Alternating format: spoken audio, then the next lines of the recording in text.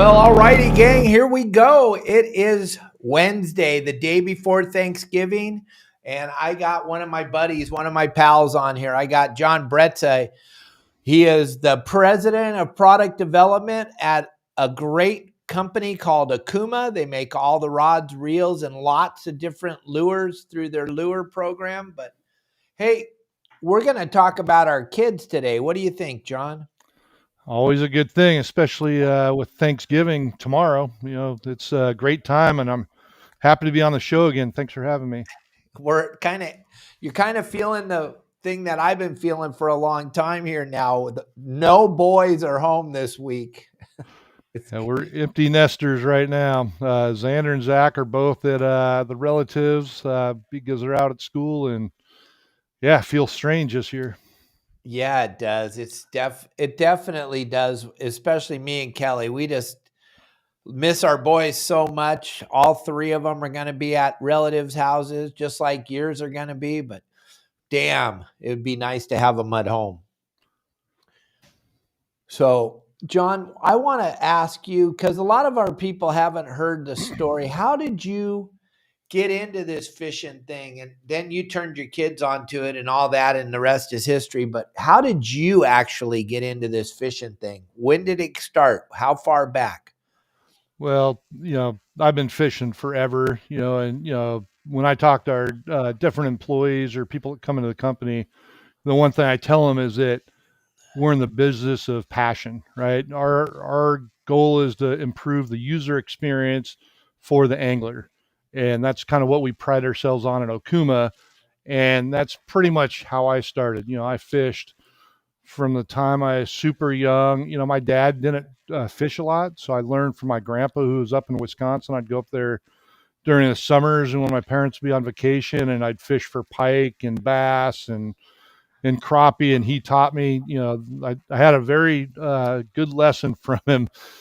Very first time I remember, I think I was probably like 8 years old. I was tying my spoons on just with overhand knots, and I'd be casting, and next thing I know, I cast it like 250 feet, but the lure's not attached, right? So that was like my first introduction to, really start figuring out, how to tie knots and everything else. But I brought that passion home, and I remember all through, junior high school and even elementary school, I'd get dropped off at Davy's Locker, and I'd go out on 3/4 day and overnight boats. Used to fish on those boats all the time, and I'd be out there by myself, and I'd be picking the brains of the pinheads, the deckhands, trying to learn everything I could. I was a sponge, and we didn't have the internet back then, so I wasn't fortunate enough to have all these YouTube videos that everybody has these days. But I read every magazine from coast to coast. I could tell you all about everything from the East Coast to the West Coast on the different fisheries, and honestly, that helped me once I got into this position. But I went to school up at UC Santa Barbara, so I had an amazing experience being right there on the water. Taught all the guys on the baseball team when I was playing up there how to fish on the Goleta Pier, and we were, my personal best calico was up there float tubing up in the red triangle with all the great whites. Got a 9-pound, 6-ounce calico up there, so that was a blast. But out of college, I actually went to play minor league baseball up in Canada for a couple years. And of course, my passion for fishing continued up there. If I had any time off, I was up there fishing, pike on topwater baits. And when I got back, I actually interviewed for this position. It was kind of the right place at the right time. Okuma is, a new company just trying to break into the market. And I've been fortunate enough in the Okuma company to be able to have done a little bit of everything. I started out as a in-house salesman for California. I did national sales manager. I've been in charge of product, in charge of marketing. So I feel pretty well rounded to kind of really understand, all the ins and outs of the company. But that's given me the opportunity to really fish a lot of places around the world, a lot of places around the U.S. and Canada. And I've been able to share that with my boys as well. Xander I remember going on some of the fishing boats. We go on the Fury every year. Sherry from Okuma books a Fury with Marcus, and Xander used to go with us every trip. I remember him on the back there on the transom talking to these older guys that have fished all their life, and he'd say, "Hey, what's your bucket list fish?" And I'm like, kind of strange coming from a kid like in high school, right? And he'll tell them, "Oh, I caught a 40-pound rooster fish, or I caught a marlin or sailfish." I was like, "Standard, you're kind of killing the dream factor for these guys. You've been fortunate enough because I've had the ability, with Okuma to have opportunities to take them different places and just share that wealth and expertise with them. And Xander's got the passion. I know you fished with Zach as well. We've taken him lobster fishing several years ago, and he enjoys being out on the boat as well. And ultimately, if I have an opportunity to get you know their friends out on the boat or other kids on the boat, from other employees, and share our experience. I mean, it's perfect time with Thanksgiving. We're giving back, and as we were just talking about the other day, I saw you reposted, but Alan, the new president of Okuma, we took his uh, kid out who's in third grade, Ulrich, and I'll tell you, he was nonstop talking. He got home around 2 in the morning and woke his mom up to just tell her, what an amazing time he had. And I got this handwritten note that was pretty amazing from him, made me feel really good. But, just being able to give back, and, it's great to do it with your own kids, but, we want to spread the word. The kids are the future for fishing, and those are the ones that we want to get passionate about the sport. Absolutely. There's the proud father with his little boy. Yeah. That's a pretty spectacular thing that you did, taking him and his dad out fishing and showing him what we love to do. Now he loves it. Look at Oh, that. and Look at he's that. so fired up. We're walking to the boat. I mean, he studies everything. We're walking up to the boat, and he's third grade, and he's telling me about the pressure at the Mariana Trench. I was like, "Oh, interesting. So you're out there on the internet, something we didn't have. You're studying everything." He pulled up that octopus, and at first he thought it was a blue ring octopus. It was going to be poisonous, but yeah, he's getting really deep into fishing, and he calls me Uncle John, and he wants to get out there and go do some additional fishing. And actually, in between our hoop nets, the other night, we caught a couple sculpin or whatever. So it was just a good experience for him. Oh yeah, rod and reeling in between the sets. Yeah, that's absolutely spectacular. That's what we did with your kids when they were little, going out with me on the boat. Xander, though, he's at a whole different level. He's like you and me when we were little kids. Yeah, I'm stoked. I'm excited because while he's at school and wherever he's going to school at, he finds the water and he finds he's catching everywhere he goes. It's quite amazing. Yeah, he's got the knack for fishing. And actually, it's interesting. One thing my grandpa used to tell me, because I was kind of like Xander was that I could catch a fish in a mud puddle, and I always thought that was funny. But it's because of the time and dedication you put in. You talk about different lures and this and that, and you don't have to have the hottest lure that everybody has. You just have to have confidence in that lure, right? And if you fish enough, you're going to catch fish. And time on the water is key. Xander, he puts time in the water. It's killing him right now because the weather in Indiana, it's getting a little cold, and the fish aren't reacting. So he's kind of transitioning over to hunting right now. But it's just great to see that passion and excitement, and he can't wait to get home because he keeps seeing all these posts on lobster. He wants to get out there and do some fishing. Well, I got to hang out with him a little bit at ICAST, and I'll tell you what, he was so fired up to be at ICAST this year and get to see a lot of the people that he's grown up idolizing and hanging out with them, and seeing the his eyes were like asphyxiated on you talking to these bass pros, and Xander's just like, my dad knows those guys. Oh my gosh. It's so cool to see that because the kid has it and he's got that thing that you can't teach that. You have to let him grow that, and he has it. And as we move into his career in baseball, it's so cool because he's taking his teammates out there. He's doing what you did, John, and you didn't have to force it. It just kind of went. I mean, Zach kind of likes it, but he doesn't have what Xander has. Yeah, I'll tell you, at ICAST, that was a proud dad moment for sure. You know, he wanted to go to the show. I told him he was going to work the booth because honestly, we weren't sure with this whole tariff deal, how the ICAST show is going to go, that we thought the attendance would be down. It actually turned out to be a great show. You were out there. I mean, it was packed and our booth was very busy. We took a little bit smaller roster, of employees out there this year, anticipating it's going to be slower. And luckily Xander came because he really helped us out. And what was interesting is that, he doesn't deal with all the different products that we have there in the booth day in and day out. He listened to, a spiel I'd have to the sales reps training them before the show started. And he applied his understanding of his fishing. And just like that, he heard everything I said. He knew all the technical details.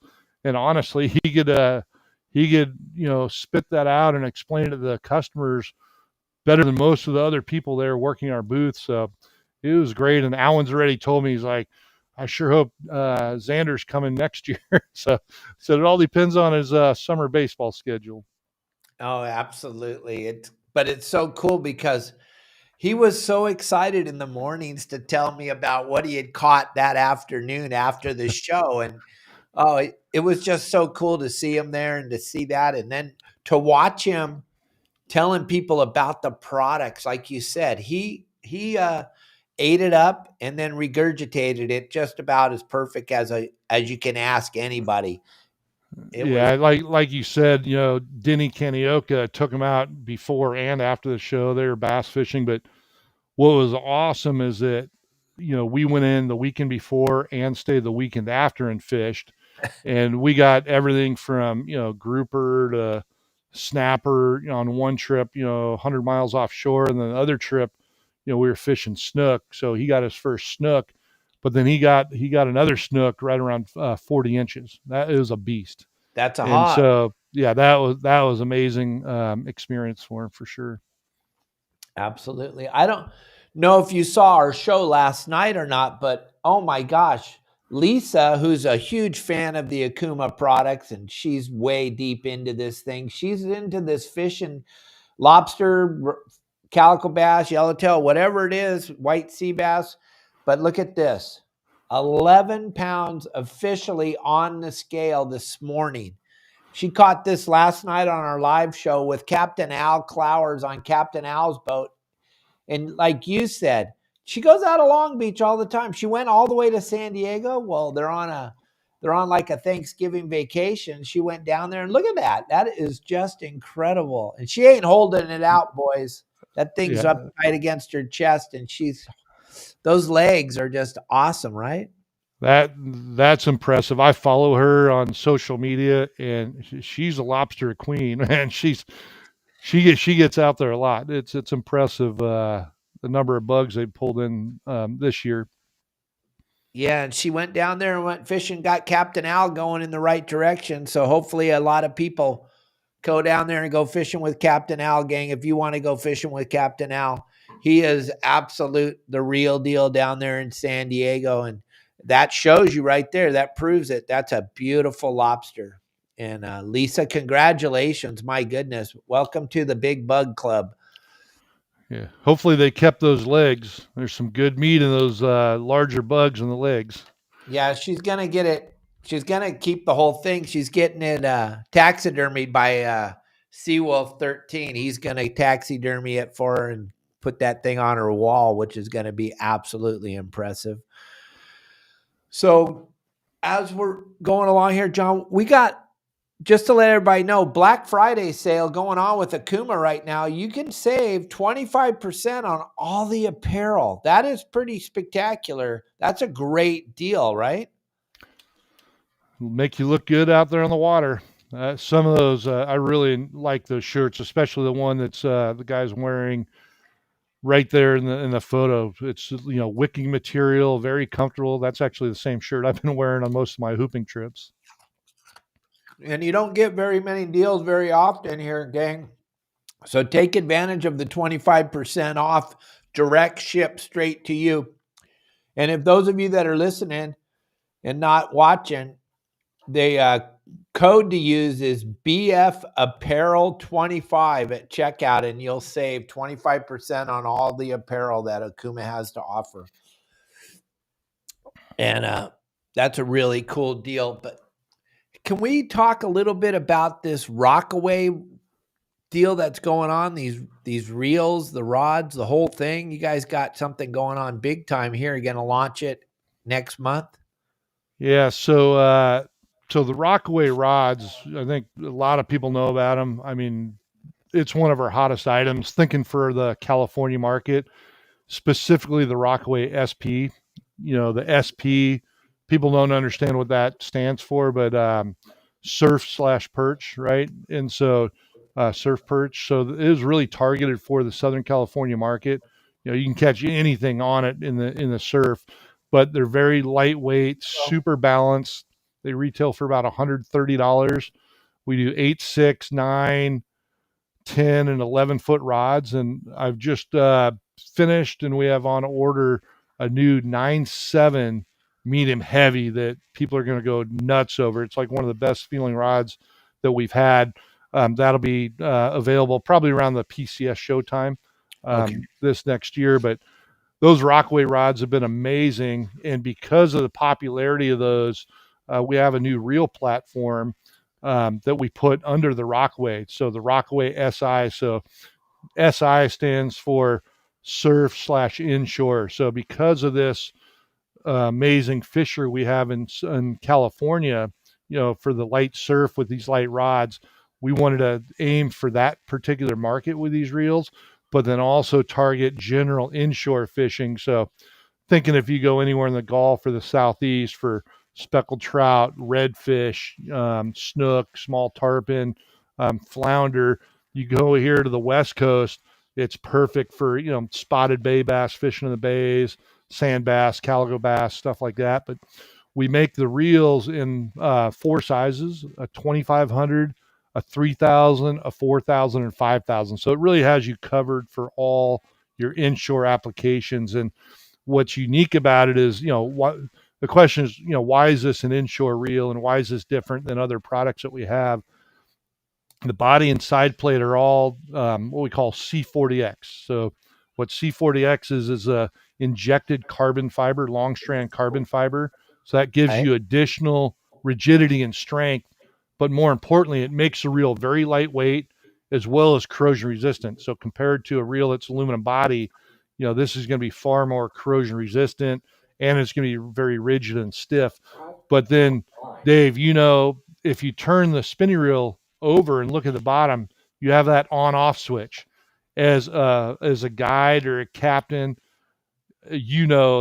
that's that's probably the worst thing that you could have when you take customers out, because especially younger anglers or people new, they'll flip that switch and bad things can happen. Yeah, they always want to play with all the switches. So what we did on the Rockaway spinning reel was that switch is gone. It's been removed.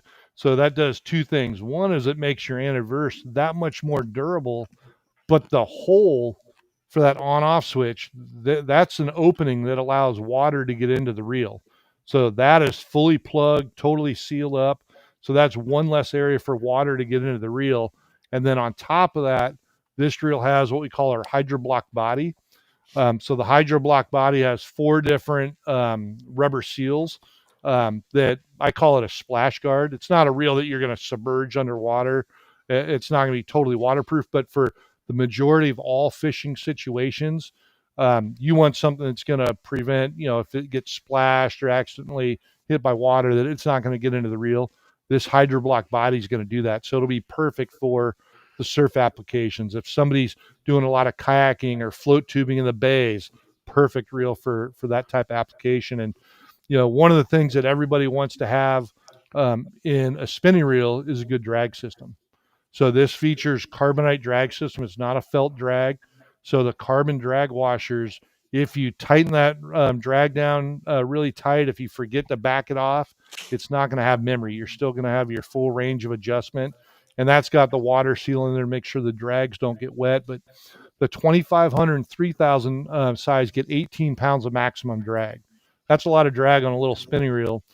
The 4,000 and 5,000 get 24 pounds of drag. So you get a lot of stopping power. So if you're inshore fishing, you happen to hook maybe like a white sea bass or a big halibut, you got the stopping power to land that fish. The other thing that's really nice about this reel is that this is our new platform, internal platform for spinning reels. And it features what we call HDG plus gearing. So that's a high density gear, but it's a larger diameter gear. So larger diameter gear translates into larger gear teeth, which means more cranking power. And the trend in the market is, most people want higher speed gear ratios. So depending on the reel size, these all have higher gear ratios, either 6-to-1 or 6.2-to-1 gear ratio. And with that larger diameter gear, you have the cranking power with that high speed to actually land these fish and get them in. So just a great overall package. And then, one concern most people have on a saltwater reel are the ball bearings, because that's usually the area that gets impacted. If water gets into a reel for any reason. This reel's got a 6-bearing drive system. The 5 ball bearings are HPB bearings. That's our corrosion resistant ball bearings, to ensure that, if for any reason you don't rinse a reel over a long period of time, it's in that real corrosive environments, especially if you're down in the Gulf where the salinity is higher. These ball bearings are going to keep the longevity of the reel, keeping fished for a long period of time. And the reels are also lightweight. They start out at like 8.3 ounces. So for a reel with such large gearing and all these other, key features, that's very light for a saltwater worthy reel. Absolutely. That's the thought of having that light of a reel standing in the surf fishing all day. That's pretty spectacular, the lightweight. I know Benji Kim is a firm believer in this, and he's kind of been the one pushing it along pretty good, right? Yeah, Benji was actually in the office last week. I was talking to him, and we were talking about the new 9.7 medium heavy, and I'll drop a little secret that the other project I'm working on that's going to be coming out later in 2026. So your viewers are the first ones to hear. This is not going to be January. This will be introduced later in the year, but something to look forward. I said that 9.7 medium heavy is going to be like the hot rod within that Rockaway SI. I'm taking that same rod, making a medium and a medium heavy, but I'm making them in travel rods. So Dave, for you, for your style fishing, how you're always going, moving all over the place. If you're down in Baja, you hop in a side-by-side or a four-wheeler, you run up the beach, catch some roosters. This would be a phenomenal type of rod for this. But that's going to be an ICAST introduction. It'll be just a nice extension. And the other thing with the reel that our salesmen and all the accounts are really excited about is that the cosmetics of this new Rockaway spinning reel, it's all black body with blue accents that mirror what we have on the rod. So it'll be a custom match. All the guys at Hawaii, they're going to love this. This is like coast to coast, going to be a phenomenal new introduction for us.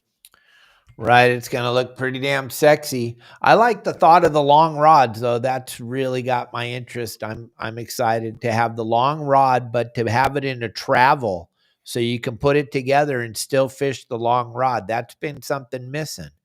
So that is really exciting, because I love the longer rods. I can cast them farther. And with those Rockaway rods, the action in them is incredible, just absolutely incredible, because the tip, and now correct me if I'm wrong, but the tip, I don't even think it shuts off for quite a ways down the rod, right?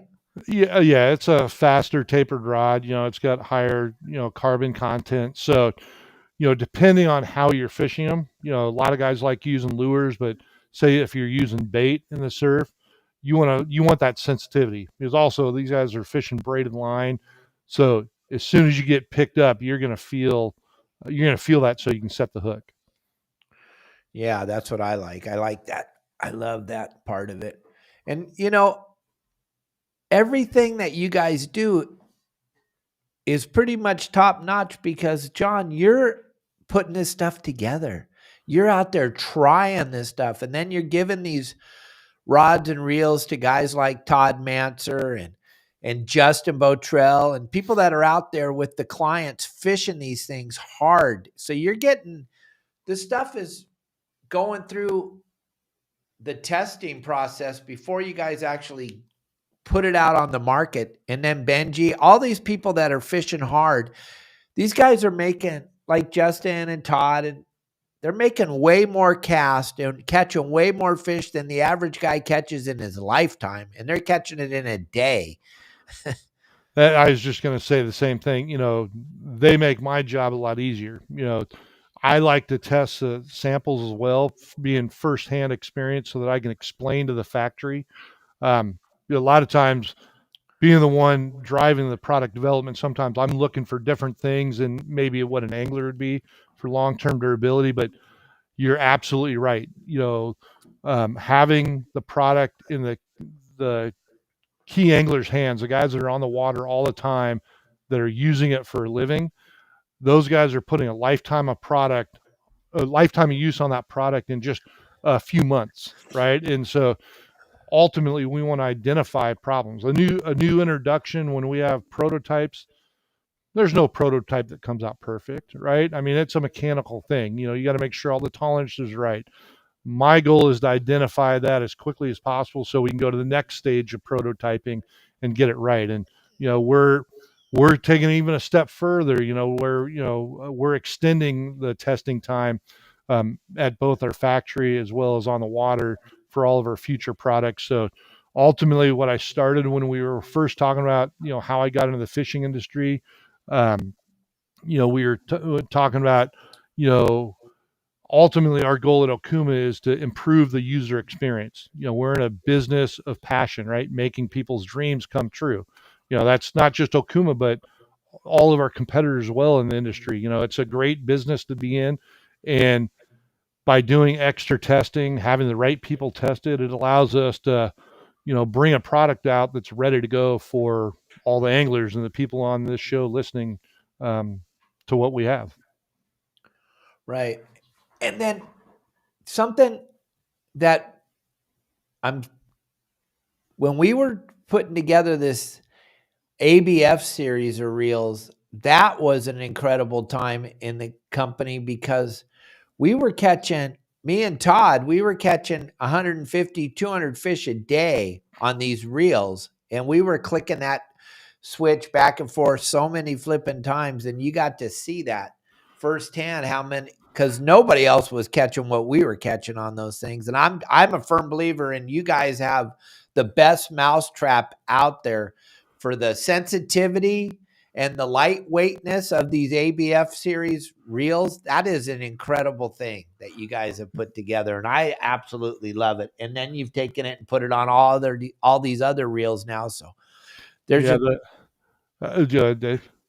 so I was just thinking the amount of different reels now that have that on there. You guys set the mark on the market because there's not really anything else out there. I look all the time. I don't see anything else out there that matches what you guys are doing with that reel. And that reel is so important to the industry that I am in with the tourism and the new people and the children. That is the killer reel. Yeah, you stumbled and ran with it, when you were doing all your guide trips here with the Avenger. The Avenger and the Samar bait feeders, both, similar platform, similar functionality. And, one thing, there are other companies that made, these reels in larger sizes, but we brought them down into smaller sizes. And used to love if I recall, as a Avenger, the bait feeder, the 30 and the 3,000 and 4,000 size. And most people would think that's too small for fishing inshore, but you're fishing a lot of anchovies, you're targeting calico bass, maybe you'll catch, a big fish cruising through the kelp and maybe you can't stop it, but it improves that user experience by using an appropriate tackle size for the fish that you're targeting. And like you said, it makes the experience so much better for the angler, especially a newer angler to fishing, because they can fish that spinning reel similar to the way they see these higher level like deckhands and stuff like that using conventional reels and feeding the bait out. You can do that effectively with a spinning reel, and it's not cumbersome because it's small and lightweight. You got a lightweight, rod to match it up, and it changes a game for like when the way you would target calico bass. That was a game changer. Absolutely. But then now we're showing the guys on the East Coast that this reel, we're using the reel, and then they're using it now, and everybody's seeing, because they fish straight spinning reels on the East Coast. It's quite amazing that we on the West Coast, we think, oh, spinning reels, but these guys on the East Coast, they can fish as good, if not better than most of us, and they're using these spinning reels. And they're when I was talking to them a couple of years ago, I was down there and we were fishing the peacock bass with that bait feeder. They were with the live bait, fishing the tilapia and throwing that out there, and they were like, oh my God, that's a game changer. I didn't know, because they're used to holding the line and then letting the tilapia go, and you're like, you just put this thing on and you set that little alarm, and oh my gosh, it's just instantaneous. Yeah, perfect application if you're live bait fishing. And those reels are also very durable.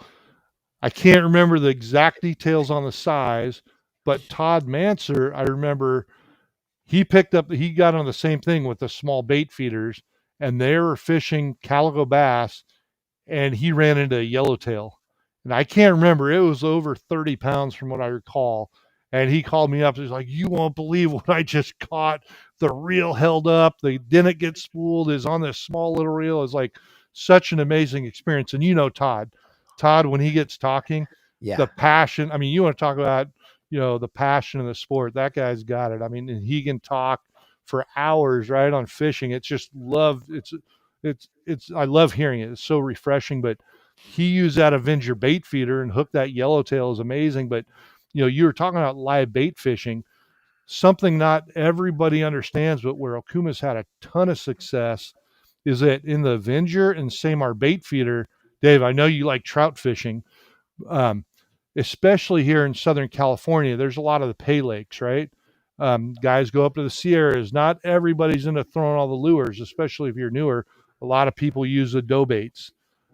We built the 500 and 1000 size reels so you can cast out, put your little sliding sinker on, that bait floats up off the bottom. You flip that thing up so it disengages the spool, set it in a rod holder, and now all of a sudden you're fishing. When that trout takes that bait, it doesn't feel the tension, lets it run with it.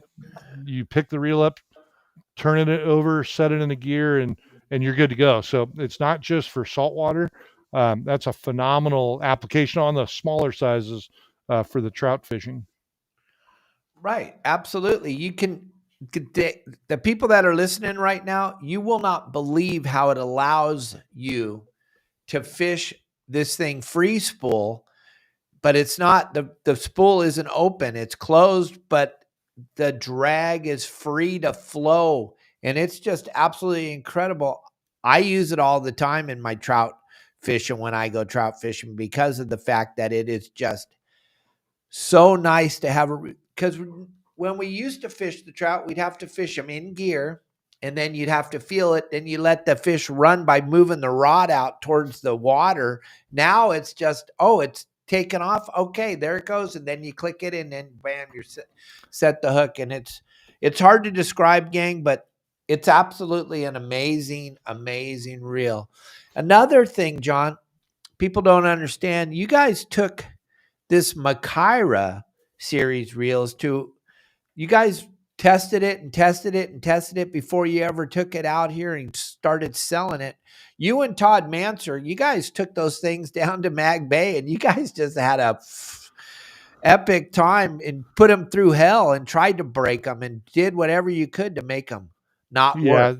Yeah, that was an amazing trip. That was one of the first testing trips. I flew down there when Todd had the boardroom down in Cabo San Lucas, and the first day we were out fishing, we got 52 striped marlin. I got on video, we got triple, quadruple hookups, and the goal was to test the product. And not only that, we were catching giant, Humboldt squid in the middle of the day as well, which, is not as big of a test, but it was just constant action, constant pulling. And, Todd's not the only guy, but that worked on them. We aligned with a lot of different people out there.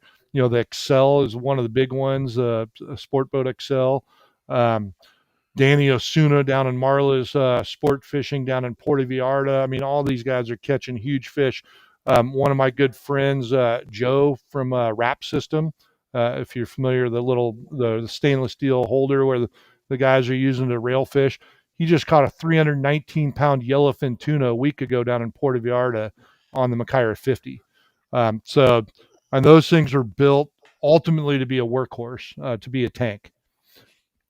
Yeah, well, Justin shows it when he's out there trolling those Mad Max, and talk about putting the reel to the test. That thing's getting hammered. You're trolling at 15, 18 knots, and the fish is biting that thing, and that thing is just fish after fish after fish. It's just an amazing, amazing reel. I can't talk enough about the McCarty. When I came in, when those bluefin first started biting in 2015, my boss said, "Get me the biggest reel you can find, Hanson. Get in, find the biggest reel Okuma makes." I went in there, and I think we knocked about a pound of dust off that box, and we took that reel, and the rest is history. I think you're the only guy in Southern California leaving the dock to fish locally with the 130 size McCarty. That's pretty crazy. And Yeah. it winched it right to the boat, I remember. Yeah, we had two of those, and I think the longest tuna, we had a 304-pound bluefin, and it took us 17 minutes because that's how long it took to wind in all the slack. Well, so everybody would expect the reel of that size to be, workhorse, being really strong and durable, but all sizes of the McCartys are built equally as strong. And you were at ICAST and you saw the big thing that we were promoting was that, one of the local anglers, on the long range boats got the world record yellowfin tuna on a McCarty 20. Most people thought that was on a 50 size reel, but we had the life size image in the booth. And, that was just a, kind of the ultimate testimonial to how strong and durable these reels are, year over year. Yeah, like Todd's saying right now, he's on here. I didn't even know he was here, but he's here.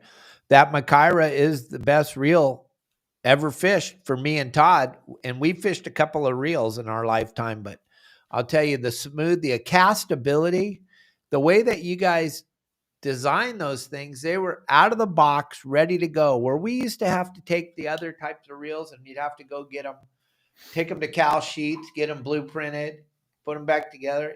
What you want to do is spend $400 or $500 on a reel, and then spend $400 or $500 so you can cast it. Right. Well, we worked with Cal Sheets and had him analyze our prototypes, and so we went to the top people in the industry. Worked with the guys from Tiburon, and we had Cal Sheets review our prototypes, and ultimately our goal is to listen to the market, listen to the anglers testing it, and react. And that's what we did. We did everything we could to make these as durable as possible. And then after anglers started catching on and utilizing these, we wanted to kind of, continue on improving that angler experience. We see a lot of custom rods in Southern California. And so ultimately, every few years we'll do a limited edition run. We just came off, you saw at the ICAST show, one of the big ones we did recently was the Mahi version, the Dorado. That thing created a lot of buzz. And later in 2026, around June or July, we have another limited edition coming out, which will really resonate with anglers here in Southern California, which will be a yellowfin tuna version. So again, another little secret coming out, but we already have the dealers already placing their orders and everything. But it's got to be produced and everything. So that'll be around mid-year 26 when that hits the market. And then you guys also did another thing with those Coastal Worldwide guys, the shark fishing guys from the beach based with the McCarty reel. When you took that top bar off, I'm telling you that was pretty. It caught my attention right away. Yeah, when we took that top bar off, one of the concerns is, is the frame going to flex? And the McCartys are unique design because of our dual force drag system and because of how it's mounted with the thrust bearing, that it doesn't stress the frame. Where if the drag was on the opposite side of the reel, like some other reels in the market, you could potentially have frame flex. And so you need a thicker frame or that top crossbar. So for the sizes that we have the open top, it doesn't impact the frame because of the internal design with the thrust bearing and the dual drag system we have. But that LBS or land-based shark reel has been phenomenal. It has that 125 millimeter. It's basically a power handle, and we've had a lot of guys look at that reel and say that reel would be awesome for daytime sword fishing here on the West Coast. They love that handle. Guys that don't want to use an electric reel, that want to use a traditional reel, they're also taking that same reel and using that same technique. Right. Okay, Darren's got a good question here, and I guess we'll open it up if you guys have questions. But here, he wants to know what you're going to use for what Okuma are your best surface iron rod. I personally want the PCH 9-foot deckhand style, and I want a Cortez 10. And that's what I'm going to use for my surface iron rod. What are you going to use, John? As I say, you pretty much nailed it. The reel we don't have it anymore, but it's a Tesoro Star Drag that I loved. But I'm working on a new generation. I'm doing a new generation right now, but the Cortez would be the right reel. And you're right on the 9-foot. The 8-foot rod's also nice. Byte. A lot of guys just like the longer length, but that I use an 8-footer a lot because I also use it on private boat. The 9-foot just starts getting a little clumsy on the private boat, but it's great if you're going on the cattle boats and stuff like that. Yeah. Why? I'm sorry, John. I'm going to throw you under the bus right now. Why did you discontinue Tesoro, the Star Drag? I'm sorry. I don't understand it. That thing was the best reel in the whole world. I loved it. So we're going to make it bigger and better, right? Not larger in size, but it's going to be new and improved. The reel fish great, but from retail standpoint, it had the sandblasted finish. That reel is fully machined aluminum. So if you look at top level Star Drag reels in the market, thinking from competitors, you got a Trinidad, you got a Saltiga from Shimano Daiwa, great reels in the market. This reel is designed to compete with those reels, but a lot of anglers would think it's a die-cast aluminum reel because of the outside finish. It's not. That reel is fully machined aluminum, and so we've had it in the market for a long time. So it's time for a refresh, and so the refresh, it's going to come out. Think the way a McCarty looks, right? All shiny, smooth finish.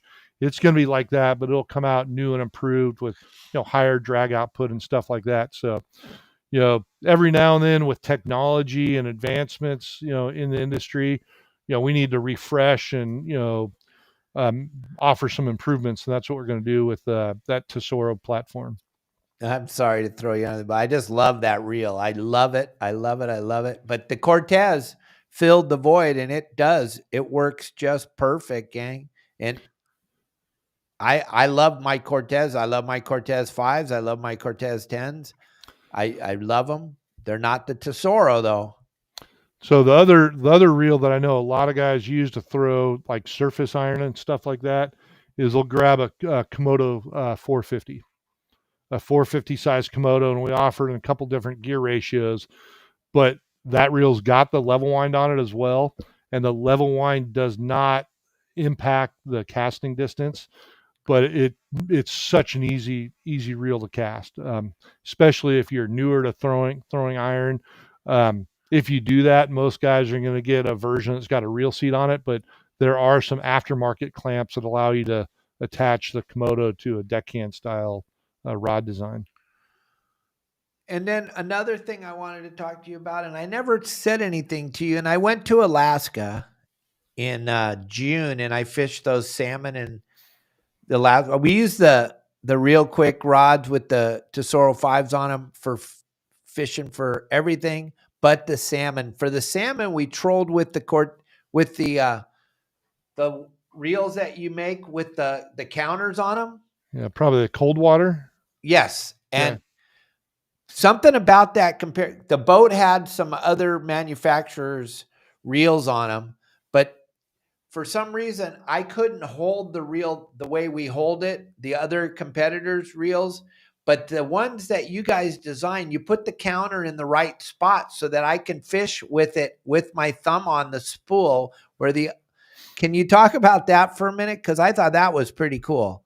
So a lot of that has to do, like I said earlier, about trying to understand the user, the user habits, right? Improving the user experience. So every year, I'll pick certain markets I travel to, and I bring the factory, the engineers with me, and not only are we meeting with all the tackle shops to understand the trends, but we take them out on trips fishing. And the goal is to understand every market fishes a little differently, the way they hold the rods, the way they have different techniques. And for Okuma, we sell a lot of spinning reels, we sell a lot of Macairas, but man, line counters, that's our bread and butter. I mean, we really dominate in all that cold water fishery, for salmon, trout, walleye, stuff like that. And the way you fish, you want to be able to palm that reel. Some line counters, the counter mechanism is on the palm side. Right. Ours is on the gear side, depending on which reel you're looking at. But for right-handed reels, which is a majority of the reels that we sell, that counter is on the same side as the handle crank, so it frees your hand up on the palm side when you're holding that reel. And so what you just explained, that's the purpose why we actually did that. And I had never fished for salmon before, where you're putting it out and you're counting it out and you're doing all that stuff. And every time I would be the second or the third guy to the reel, I would have to get the competitor's reel because everybody wanted the Okuma reels. Everybody on the boat wanted the Okuma reels because of that feature. You knew, and I'd be the third guy to the reel, and I go, oh man. Well, the reason why that's so important, in salmon fishing. So you're in Alaska. I went up and did some filming with the Addicted Fishing guys up in the Northwest, and it was incredible. So they're using the front-facing sonar, and he could see our baits as we're trolling, and the captain would constantly tell us, crank up 5 feet, drop down 8 feet, constantly moving based on the contour of the bottom, but also where he's seeing the fish and where they're active. And I'm in the port corner towards the transom, and he tells me, get ready on this rod. You're going to get bit in 3, 2, 1. Bam, my rod went off 2 times in a row. It was like video game fishing. You hear about it in the bass market, but they're utilizing that for salmon fishing too. If you didn't have a line counter for that style fishing, the effectiveness would be dropping dramatically. So, the technology and improvements in fishing tackle and electronics are giving advantages to the anglers, which, in a lot of areas is getting tougher and tougher to catch fish. So this helps you still have a great experience on the water. Absolutely. I was just totally impressed that you put it out so many feet. And I'll tell you what, it was just incredible. We didn't have the forward facing sonar, but we had the up and down, and we kind of know how to read that. And we could it's way different with the forward facing, but we had the up and down, and we could kind of tell. And the counter makes all the difference in the world. I never knew that. It was something to learn for me fishing all these years. It's kind of a unique situation to put it exactly where the fish is and Well, and not have to guess. what you just said was that it counts in feet, right? So that's also very important. Anglers can understand feet. When you're running sport boats, what would happen if you say drop down 20 fathoms? No, nobody knows what you're talking about, right? Right. They're But like, if you oh, I say want to drop it down feet. Right. If you tell them in feet, they understand. And so calculating in feet makes a big difference. And it works. It works, gang. I'll tell you, it works. It works. It works. Well, is there anything else you want to touch on real quick before we jump out of here and go spend Thanksgiving with our wives? I just appreciate you having me on, having the ability to talk. We always have a great time. You know, like we talked about, that Rockaway reel is going to be an amazing reel. And then also keep your eyes out for the McCarty yellowfin tuna next year. And then we also have, also on the limited edition side coming out, we have the Kavala Midnight Blue that'll be out here very shortly. That's a limited edition color in the Kavala, really sexy reel. We actually talked about it at the ICAST show, but that's going to be hitting the stores here very shortly. Do you got your fillet knives come out yet? We haven't placed those on order yet. We're just finalizing those. And how about your pliers? The whole program, all that program. Okay. We're going to launch it at ICAST, but we'll talk about that more once it comes out. So, yeah, we're really excited about that. And especially when we get to shows like the PCS show where we can put all that stuff on display, maybe do some added value stuff as well with some of our products. And, again, ultimately our goal is to improve the user experience, give you tools that are going to help you fish. Absolutely. Well, make sure that you guys get your apparel for 25% off. You guys, that's a hell of a deal. And you're going to use the code BF Apparel 25 at checkout. And you're going to get all those cool hats and all those cool shirts and sun shirts and all the other things, sweatshirts, everything that Okuma has to offer for 25% off on all apparel.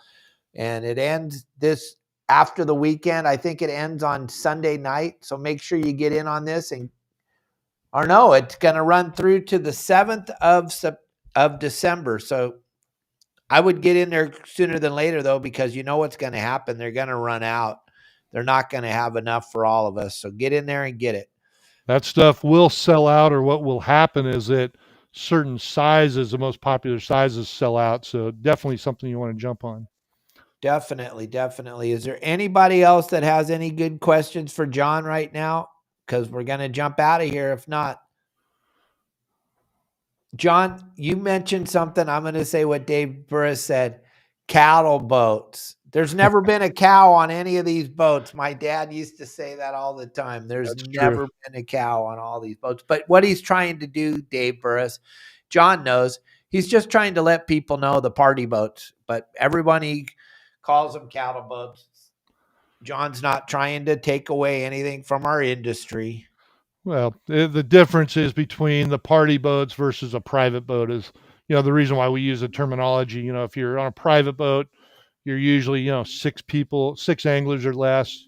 You go on a party boat, you go on like a boat. I remember fishing on like the Western Pride. I mean, I don't know how many people they could put on that, but it was a lot when I used to go on. 100. Yeah, I was going to say, I thought it was close to 100. It was crazy. Now, Tim Ogilvy has a great question. This is a wonderful question. It should be talked about all the time. What's the best way to take care of your reels and your rods after you've been out fishing all day?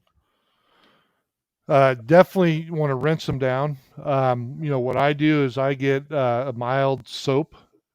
Last thing I do not submerge my reels. I've heard other people say to submerge a reel. What you're doing is you're just forcing water into areas that is going to sit and maybe not dry out.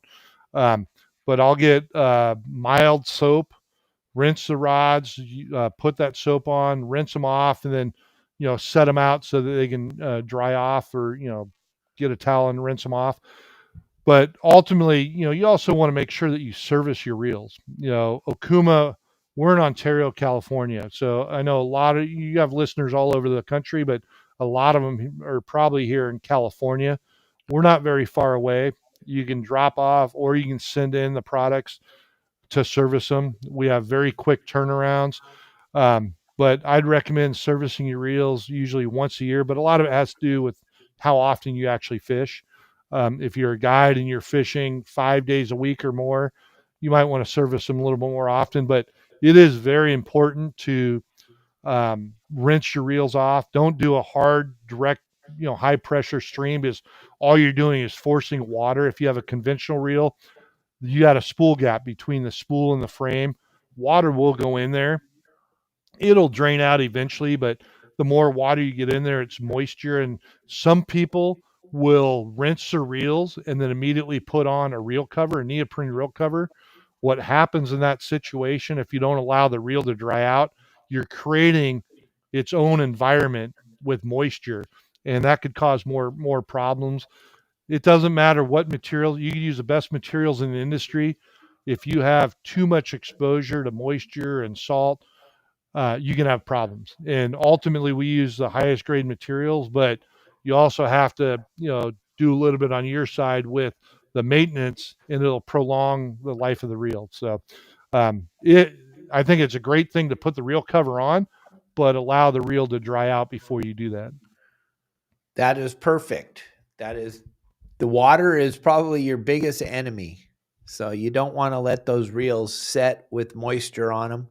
Just hose them off. I don't understand the neoprene reel covers myself. I've never covered my reel. I don't think it gets cold. I don't really care about it. I'm going to use it again, but if you do cover it, make sure it's dry before you cover it. And check out Okuma Fishing USA, gang. You can grab the QR code right there on the screen. You can go over there. You can see all the different products John and I were talking about today, and we barely scratched the surface. I mean, we talked about 4 or 5 rods and reels, but we didn't really even scratch the surface of what you guys sell, right, John? There's a lot. There is so much. And the really cool thing about it, gang, besides John having an interest in the sales of these products, he's designed and he's fished with all of them from every size, everything. And he's our friend. He's always coming on the show. He's always giving us his time, which is really, at the end of the day, gang, that's our most valuable asset, is our time. And John's more than willing to give us our time and answer all your questions. You gotta take a lot out of that, gang, and take advantage of it. Next time he's on the show, if you think about a good question, write it down. Think about it next time. He'll be on the show again. He'll answer your questions. Have a great day. And also, John never got to fish with me on the Seahorse. He never saw the Captain Dave show, the real Captain Dave show, when I was back before I got sober. Nope, he never got to see that, Dave Burris. Thank goodness. Thank goodness. Thank you, John. Have a great Thanksgiving. Yeah, hope everybody out there has a great Thanksgiving, and hopefully you guys have an opportunity to eat some lobsters during Thanksgiving as well. If not, get out there tonight. And the thing about Dana Wharf Sport Fishing is Friday night, they're running their first ever open party trip, gang, out of Dana Wharf Sport Fishing. It's $150 a person. My sister told me today they have enough to run the trip, so don't worry, they're going for sure.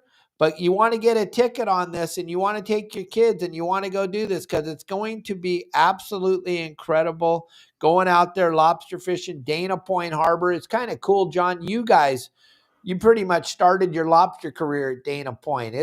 There's a lot of lobsters there. There's a lot of picking through them, but there's a lot of lobsters. That's for sure. And what's great is that you get a lot of smaller ones as well. So if you take the kids out, they have a great experience, and you're going to get your legals in there. But I did a similar trip with you down there, with the 10 anglers on the boat, and it's amazing. And it's funny because Alan was just talking to me about that trip and asking if there's any trips available like that right now, because anytime I post, I got people asking if I charter. I was like, I don't charter. I just go out for personal fishing. But he has people that want to charter the boat. They want to take 10 people out. So I'm going to let them know about the Real Fun, and we'll have them reach out to Donna. Yeah, that's going to be a great deal. An Okuma trip, take the office people. You can't beat it. It's pretty spectacular. They're only going to do these on Friday nights, gang. They got their first trip this Friday night. Make sure you join them 6 o'clock to 10 o'clock on Friday night. It's going to be insane. 949-496-5794 and extension number 2, book it and tell them Dave sent you. Not that I have anything that my name means anything there, but at least they know it's coming from me. John, thank you very much for your time. I appreciate it. I told you an hour. We're right at an hour, so I'll let you get going to Lowe's. Sounds good. Take care, everybody. Have a great Thanksgiving. Tomorrow, Kelly and I will be with you guys for story time. We'll do like 15 minutes of the greatest stories of Dave and Kelly's life. We'll do that while you're sitting around cooking your turkey. So join us tomorrow at noon. Thanks for joining us today. See you guys tomorrow.